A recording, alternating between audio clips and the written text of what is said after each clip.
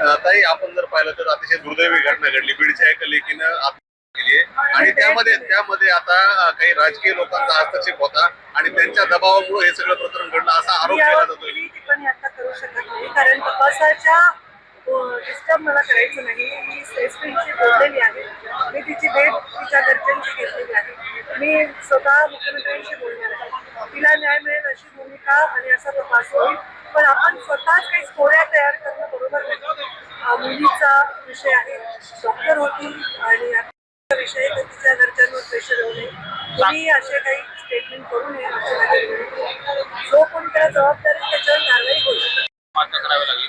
आता ज्या ऊसतोड मजुरांना तपासणी करत असताना तिला चुकीचे रिपोर्ट द्यायला सांगितले गेले असं तिच्या पत्रामध्ये देखील उल्लेख आहे. मी एखादी माझं जेव्हा होत असतो त्यावेळी त्याच्यातल्या तपास फार नाजूक असतात.